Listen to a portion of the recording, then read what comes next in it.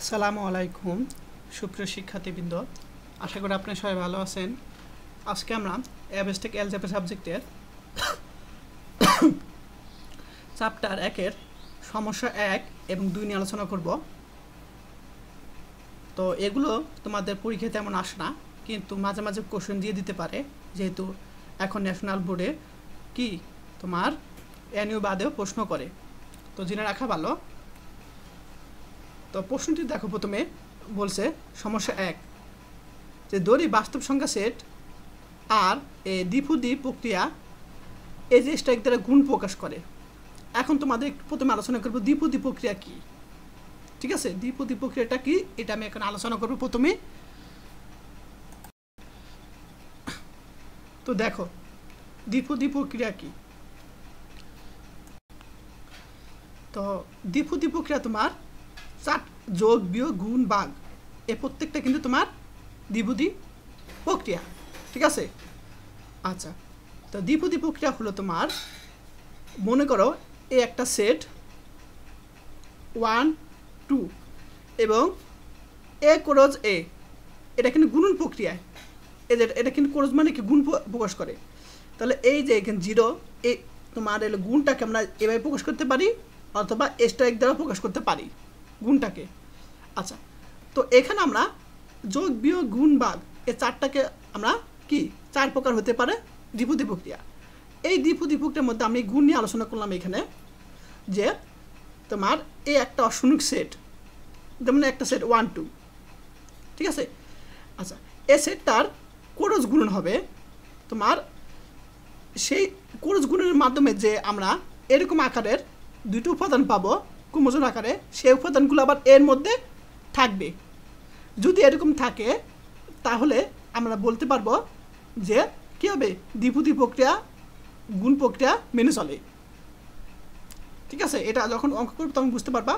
যেমন আমি একটা অঙ্ক করবো একটু পরে, ঠিক আছে।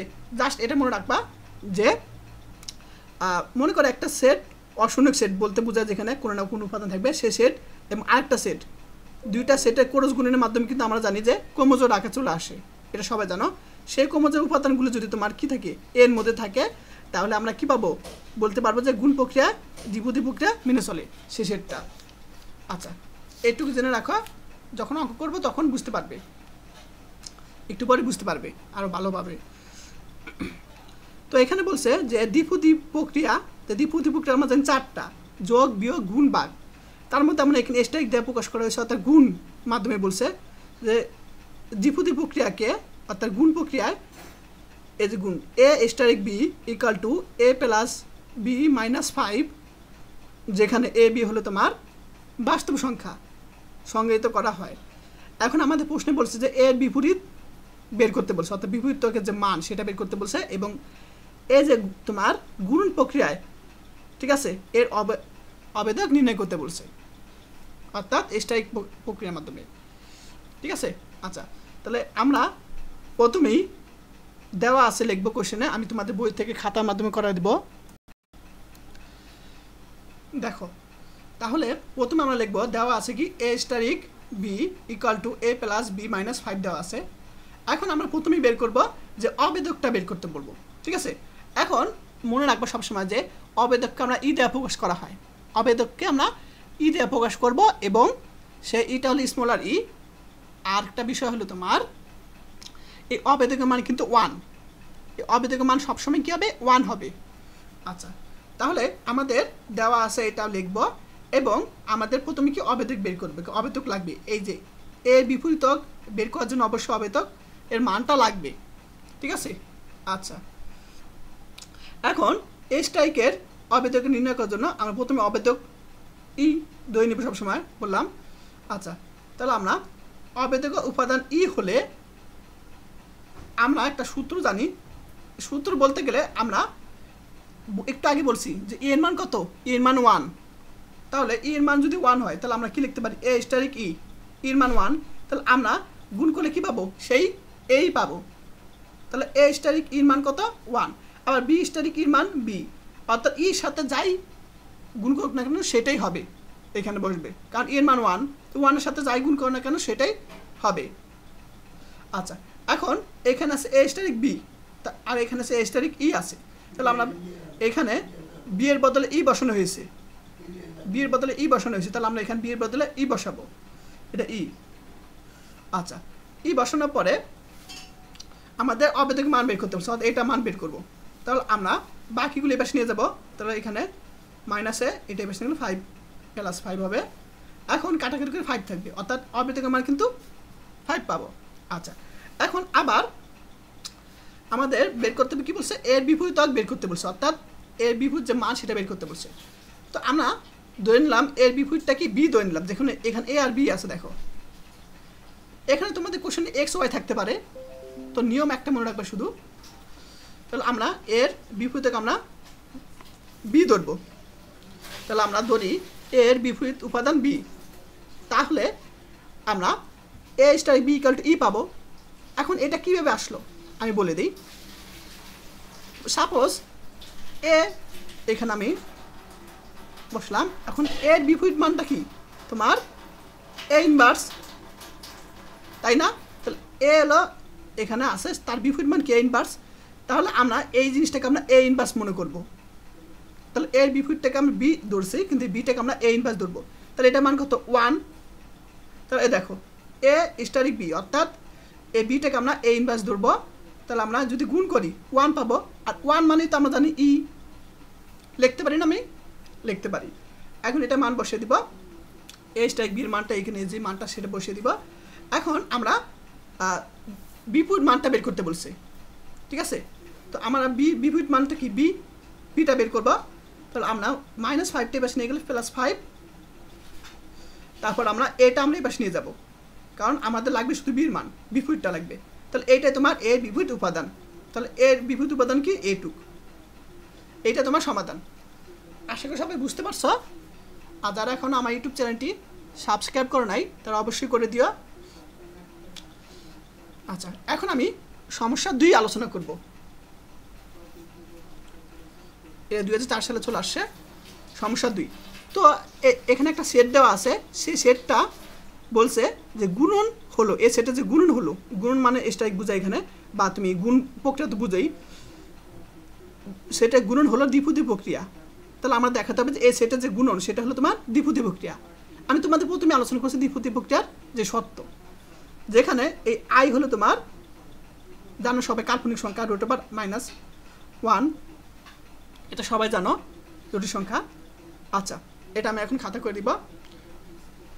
এখন আমি দ্বিপদী প্রক্রিয়া সম্পর্কে আমি আলোচনা করছিলাম প্রথমে, যে একটা সেট থাকবে, সেই সেট, যেমন সেটটা কি আছে এখানে, এই একটা সেট আছে, সেই সেটের উপাদান আমরা কি করব, দুইটা সেট ক্রস করব, একটা একটা। এখন আমরা যখন ক্রস করব তখন তো সবাই জানো যে, আমি এখান থেকে বুঝিয়ে দিব। দেখো এই একটা সেট, যেখানে আয়ের মান কি আছে, এই যে কোশ্চেন এটা লিখলাম। আচ্ছা, এখন আয় তো জানোই, আয়ের মান √-1। আচ্ছা, এখন আমরা যেন দ্বিপদী প্রক্রিয়া বলছে, দ্বিপদী প্রক্রিয়া নিয়মটা কি, এই দুইটা সেটের ক্রস হবে। তো দুইটা সেটের ক্রস মানে কি তোমার,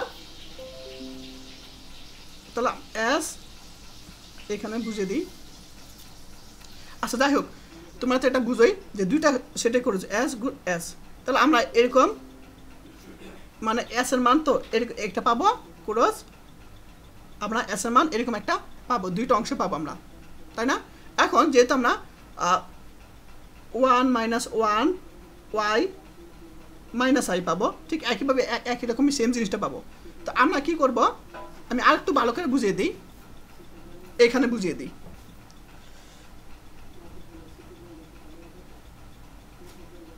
তাহলে আমরা 1 - 1 i - i ক্রস, আবার এস এর মানটা কি 1 - 1 i মাইনাস কি পাবো i, এইটাই তো।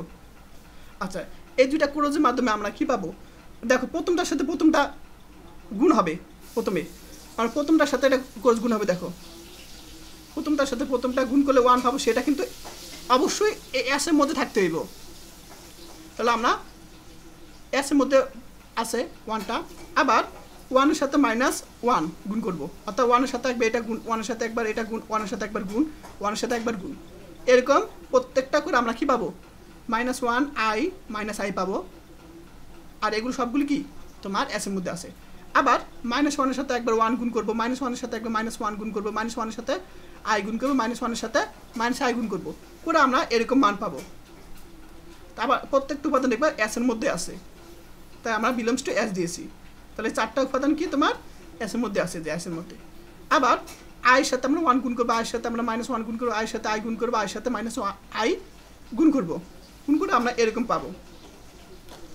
তোমার বই দেখবা, তারপর দেখবা এই চারটা উপাদান কি আছে তোমার এসের মধ্যে আছে। আবার সেমভাবে মাইনাস আই ওয়ানের সাথে গুণ করবো, মাইনাস আই মাইনাস ওয়ানের সাথে গুণ করবো, মাইনাস আই আইয়ের সাথে গুণ করবো, মাইনাস আইয়ের সাথে গুণ করবো, গুণ করে আমরা এরকম মান পাবো, সেগুলো এসের মধ্যে আছে। তাহলে আমাদের এই যে তুমি এস করো এস এর মাধ্যমে যে উপাদানগুলো পেয়েছি সেগুলো কিন্তু এই এসের মধ্যেই থাকবে। যদি থাকে তাহলে আমরা বলতে পারবো যে এই সেটটি কি, এই সেটে গুণ একটি গুণন, কোশ্চেনে যদি গুণন থাকে গুণন লিখবা, গুণন একটি কি তোমার দ্বিপদী প্রক্রিয়া, যেহেতু আমাদের দ্বিপদী প্রক্রিয়া শর্ত মিলছে, ঠিক আছে, দ্বিপদী প্রক্রিয়া শর্ত মিলছে, এটা তোমার সমাধান। এই যে এখানে যেমন যে দেখো দ্বিপদী প্রক্রিয়া কোরজ থাকবে দুইটা, অর্থাৎ দুইটা যে কোরজের মাধ্যমে যে মানটা পাবো সেটা কি এর মধ্যে থাকবে এবং অনন্য থাকবে। আচ্ছা যাই হোক না কেন, সবাই বুঝতে পারছো? যদি বুঝে থাকো অবশ্যই আমায় কমেন্ট করে জানাও ক্লাসটা কেমন লাগলো। আর যারা কোর্স করতে চাও তারা আমরা এই নাম্বারে যোগাযোগ করবে 01406486940, ঠিক আছে। কোর্স ফি 360 টাকা। আর যারা এখন আমি ইউটিউব চ্যানেলটাই সাবস্ক্রাইব করে নাই তারা অবশ্যই করে দিও।